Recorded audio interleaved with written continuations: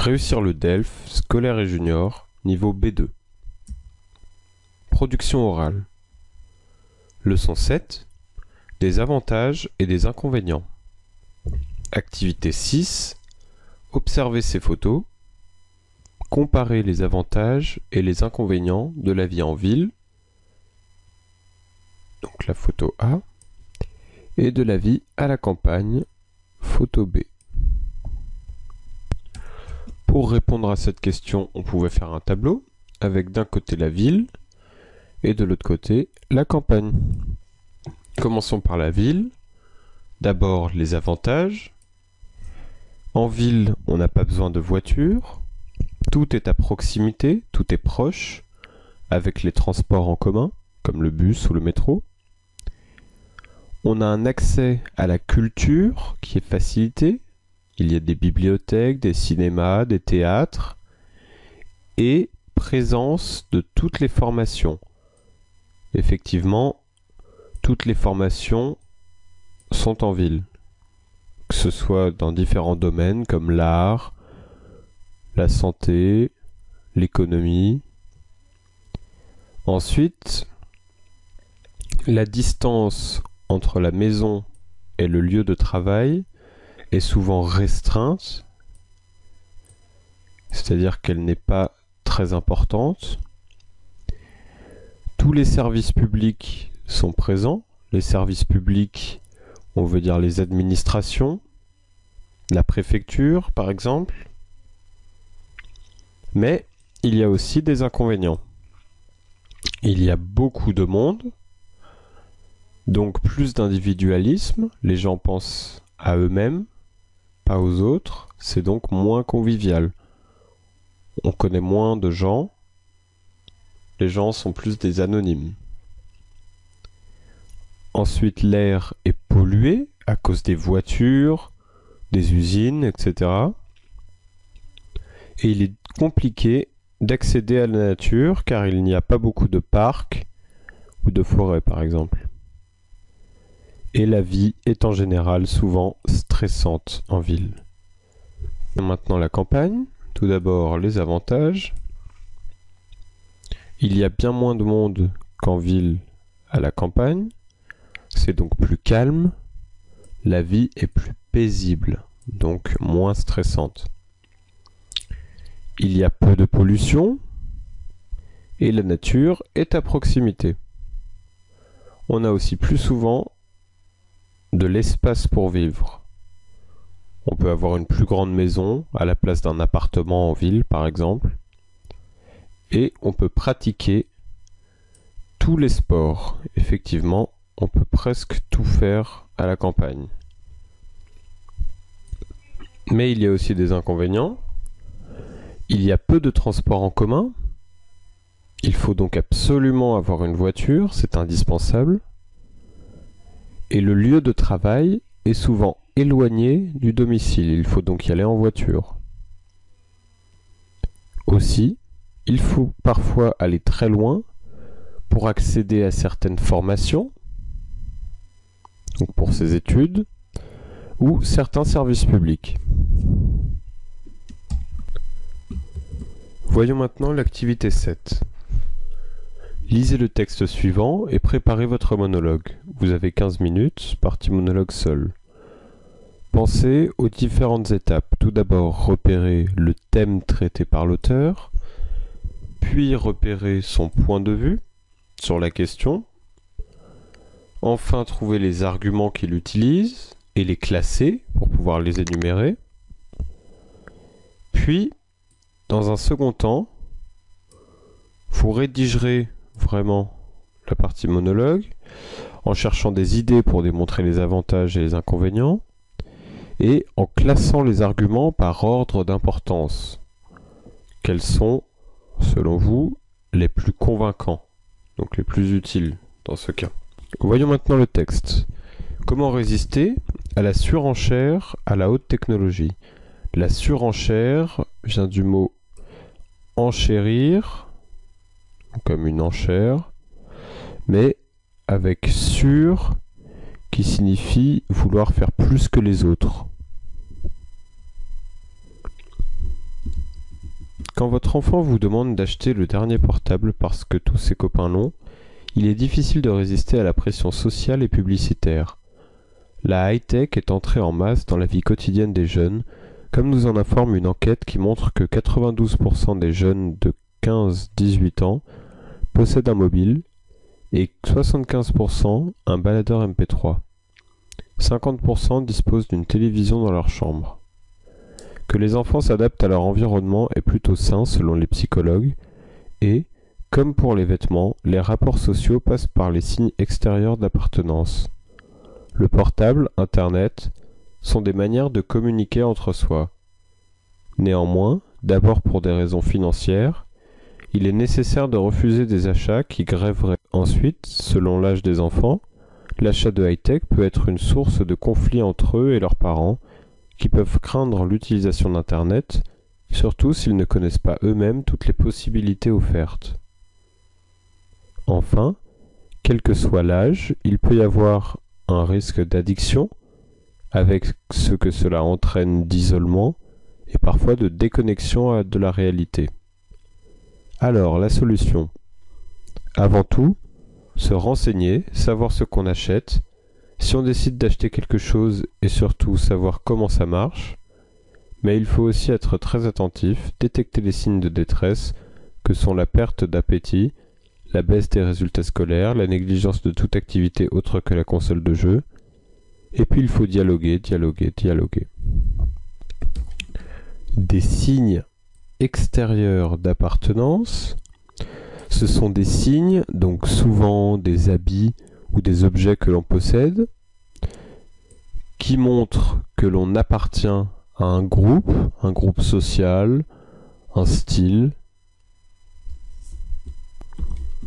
des achats qui grèveraient lourdement des budgets, c'est-à-dire qui feraient un trou dans des budgets, des achats trop importants.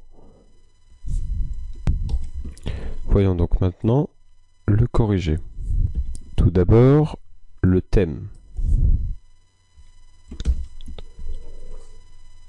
Dans ce texte, on parle des enfants, mais aussi de haute technologie. On parle des mobiles, des baladeurs MP3, toujours des enfants, mais aussi des parents, puisqu'on voit bien que ce texte s'adresse à des parents. Il est nécessaire de refuser, c'est donc un conseil aux parents, puisque c'est bien les parents qui achètent les objets à leurs enfants. On nous parle aussi des conflits entre parents et enfants à cause de la technologie.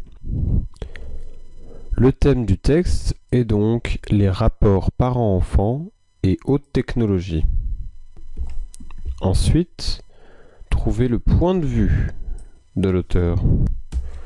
Dès le début, le point de vue de l'auteur est exprimé. Il explique qu'il est difficile de résister lorsque l'enfant demande quelque chose. Il nuance son propos, il faut quand même refuser des achats trop lourds, mais son point de vue reste qu'il faut accepter, puisqu'il est très difficile de résister, mais dialoguer est son conseil pour éviter tout problème, comme l'addiction, par exemple. Donc l'opinion de l'auteur sur la question est qu'on ne peut pas résister à la demande des enfants d'acheter des outils technologiques, quels qu'ils soient. Une fois ce constat fait, il faut gérer la situation avec intelligence, dialoguer. Maintenant, il faut repérer les arguments et les classer.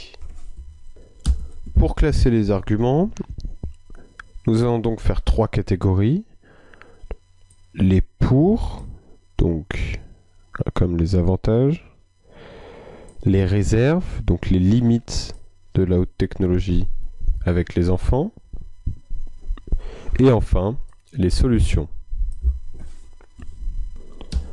Tout d'abord, les arguments pour. On a le fait que donc il est difficile de résister à la pression sociale et publicitaire. Et c'est bien confirmé par une enquête, puisque presque tous les jeunes ont un mobile, presque tous ont aussi un baladeur, et la moitié ont une télé dans leur chambre. On a donc un premier argument. Ensuite, selon des psychologues, les enfants s'adaptent à leur environnement, et c'est bien, c'est plutôt sain. C'est donc un deuxième argument pour. Et enfin, c'est aussi une nouvelle manière de communiquer avec les autres. C'est encore un point positif.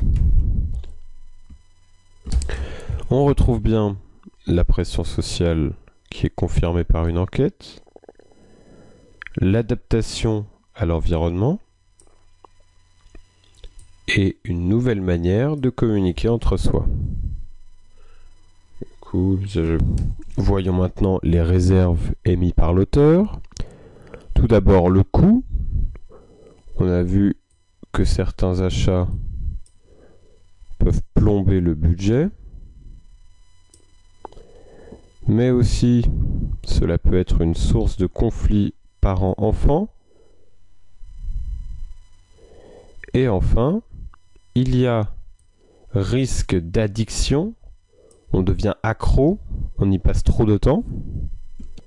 Ce sont bien les réserves, donc le coût qui peut être parfois trop élevé. L'usage abusif qui devient une source de conflit.